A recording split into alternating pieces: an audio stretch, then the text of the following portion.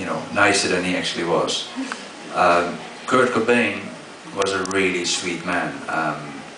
I liked him very much. I worked with him a few days in Seattle doing photo shoots, and he then asked me to send some videos to him that I had done for Echo the Bunnymen, which is a band from Liverpool.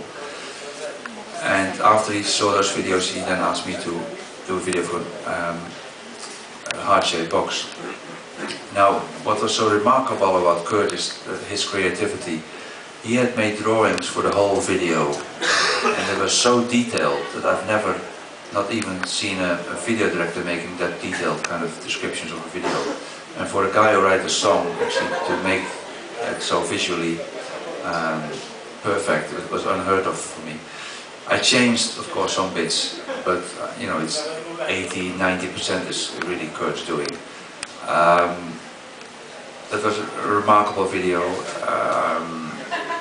and Kurt was great to work with. They were very kind. We had rooms opposite each other in the hotel, but he was with Courtney, who is slightly different than Kurt. I'm not sure if I have to mention that this is an understatement, but although I do like Courtney too, I have to admit, but it's a very different person. So when she was around, he would not always agree with me, but for instance, there was an ending that I filmed where there were two endings, and one was an ending where Kurt looked really very beautiful, and Courtney wanted to have that shot for half a minute, and Kurt could only say okay, and then he called me a week later. He says, do your version too, and then we give that to MTV. So you know, the final version is really the one that we both liked. He then asked me to make another video for him called Penny Royalty. And I said, well, you know, this video worked out so well, I'm going to let you down if I make another video for you, because it can't be as good as what we just did. So I'm not going to do it. And then he said, well, if you don't do it, I will never ever do a music video again. And he never did, you know.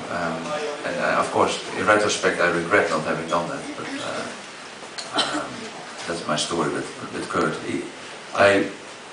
Also, the story for Heart-Shaped Box, of course you haven't seen that probably, but it's a video that he wanted to make look like in Technicolor. We couldn't do it in Technicolor because that process didn't exist anymore. So we did it in color, then made it into black and white, and then hand tinted every frame. So that took weeks. Of course I didn't hand tint myself, but we were near the Mexican border and we would hand tint.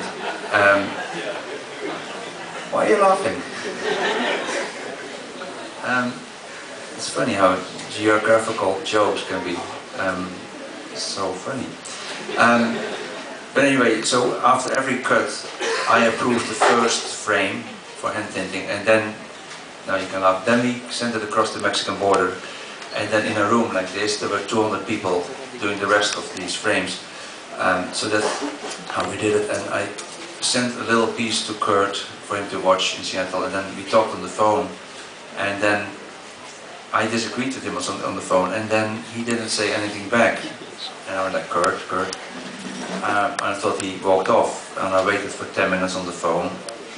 No reaction, so I hang up, called again, engaged, and it turned out he fell asleep on my call. And that, so, but he was a very, very nice man. Now I understand why is it so expensive, that video, in retrospect. It is much hours work. Mexican labor, very expensive.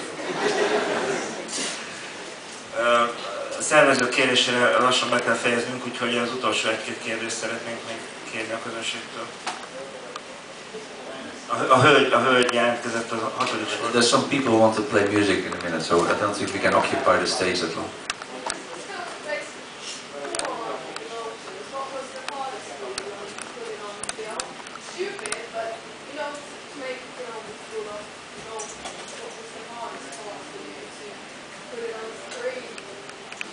Well, the funny thing is, when you work, you know, when you try to make a film, it doesn't get so emotional somehow. I mean, you have the emotional connection, but Is that what you asked?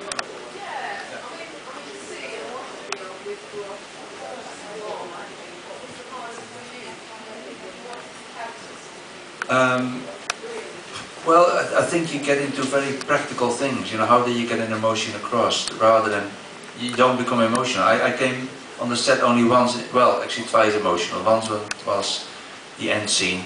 That was just because it was heavy. You knew, everybody knew that day is heavy, you know. But there was also a moment which was really old. I used a song of a friend of mine, my oldest friend in Holland, who was a musician, and he had a song called She Was Naked. It's a Dutch band called Super Sister.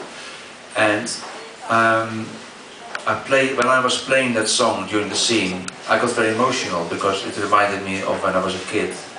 And I thought, nobody knows this song, this is my little secret in the film, and it's only touching me. And that was just, maybe that was, lots of other emotions came out then.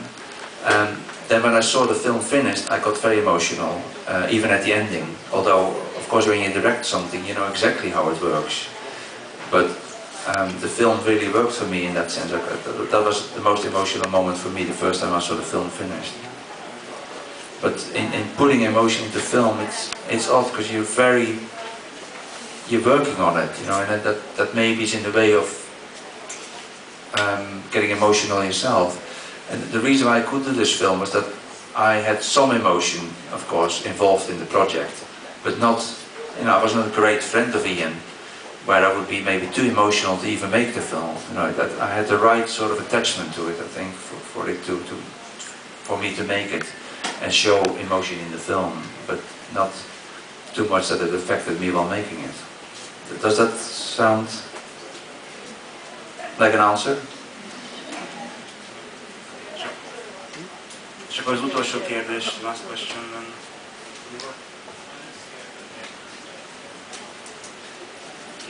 Kiabálj.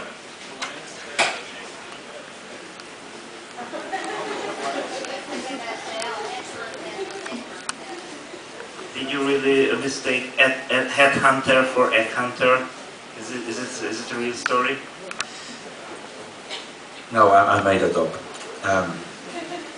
I did a video called Headhunter from some Belgian group, and we all know Belgians are a lower kind of Dutch people. Only joking, all geographical jokes everywhere tonight. I used a big egg. It was just an idea. And one of the guys on the band came up to me at some point during the shoot and said, very carefully, not wanting to offend me or something, said, Anton, you know, the song is called Headhunter, not Egg Hunter. So, you know, and of course I knew that. A legeslegutolsó kérdés egy nagyon lelkes jelentkezőtől.